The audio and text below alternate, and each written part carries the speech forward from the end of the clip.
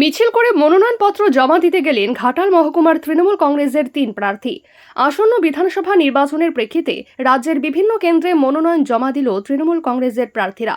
নির্ধারিত সূচি অনুযায়ী বৃহস্পতিবার সকাল থেকেই ঘাটাল মহকুমা জুড়ে তৃণমূল কর্মী সমর্থকদের উৎসাহ ও উদ্দীপনা লক্ষ্য করা যায়। মনোনয়ন জমা দেওয়ার আগে প্রার্থীরা এলাকার বিভিন্ন মন্দিরে পুজো দেন। এরপর দলীয় পতাকা ও ব্যানার হাতে কর্মী সমর্থকদের নিয়ে মিছিল করে তারা নির্দিষ্ট দপ্তরে পৌঁছে মনোনয়নপত্র জমা দেন। ঘাটাল মহকুমার ৩টি বিধানসভা কেন্দ্র চন্দ্রকোনা, ঘাটাল ও দাসপুর, এই ৩ কেন্দ্রের তৃণমূল কংগ্রেস প্রার্থীরা একযোগে মনোনয়ন জমা দেন। চন্দ্রকোনা বিধানসভায় প্রার্থী চন্দ্রকোনা বিধানসভার প্রার্থী সূর্যকান্ত দলুই, ঘাটাল বিধানসভায় প্রার্থী শ্যামলী সর্দার, দাসপুর বিধানসভার প্রার্থী আশিস হুদাইত। এদিন দলীয় নেতৃত্বের পক্ষ থেকে শৃঙ্খলা বজায় রাখার ওপর বিশেষ জোর দেওয়া হয়। মনোনয়ন কেন্দ্রগুলিতে কড়া নিরাপত্তা ব্যবস্থা গ্রহণ করা হয়, যাতে গোটা প্রক্রিয়া শান্তিপূর্ণভাবে সম্পন্ন হয়। সব মিলিয়ে উৎসবমুখর পরিবেশের মধ্য দিয়ে ঘাটাল মহকুমায় তৃণমূল কংগ্রেসের মনোনয়ন প্রক্রিয়া সম্পন্ন হয়েছে।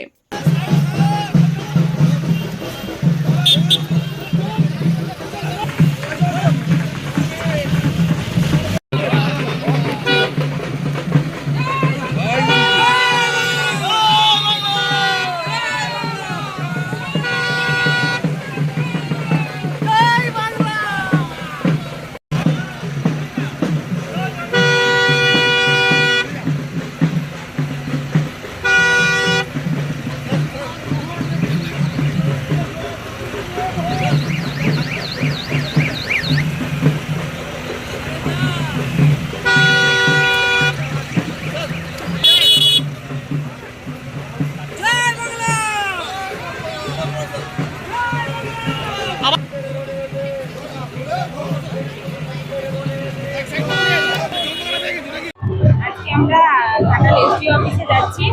প্রথমে বিশ্বনাথ মায়ের মন্দিরে পুজো দিয়ে ঘাটাল বিধানসভা, দাসপুর বিধানসভা এবং চন্দ্রকোনা বিধানসভায় যে আমাদের মাননীয় মুখ্যমন্ত্রী মমতা বন্দ্যোপাধ্যায় যে আশীর্বাদ করেছেন, আমাদের 3 জনকে মনোনীত করেছেন। আমরা আজকে নমিনেশন ফাইল জমা করতে যাচ্ছি। আমার সাথে ইতিমধ্যে উপস্থিত হয়ে গেছেন আমাদের দাসপুর বিধানসভার মনোনীত প্রার্থী আশিস হুদাইত মহাশয়। চন্দ্রকোনার আমাদের সূর্যদা, উনি আসছেন। তো আজকে আমরা সকলের আশীর্বাদ নিয়ে সবাইকে সাথে নিয়ে মনোনয়ন জমা করছি। একদম মানুষের উচ্ছ্বাস আবেগ দেখে বুঝতে পারছি একদম আমরা 100% আশাবাদী আমরা জিতছি। যাচ্ছি আজকে আমরা এসডি অফিসে, আমাদের ঘাটাল এসডি অফিস। আমাদের 3টি বিধানসভা চন্দ্রকোনা, ঘাটাল এবং দাসপুর 3টি বিধানসভা এখানে মনোনয়ন হবে। ইতিমধ্যে ঘাটালের সম্মানীয় শ্যামলী সরকার তৃণমূল কংগ্রেসের প্রার্থী, আর আমি আশিস হুদাইত আমাদের আর এক কলিগ চন্দ্রকোনার যিনি প্রার্থী আসছেন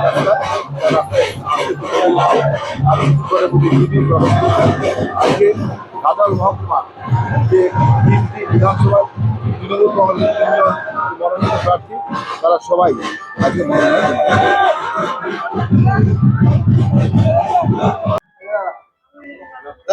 কোথায় এসেছেন?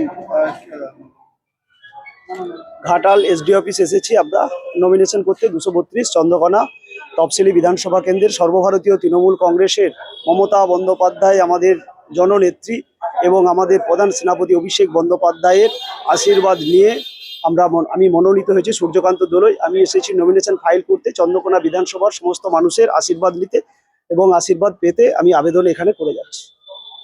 মমতা বন্দ্যোপাধ্যায় সবার পরেই কি রণকৌশল নতুন ভাবে ঠিক করলেন? মমতা বন্দ্যোপাধ্যায় রণকৌশল 15 বছর ধরে চলছে, তো স্বভাবতই নতুন করে রণকৌশল সাজানোর মতো আর কিছু নেই।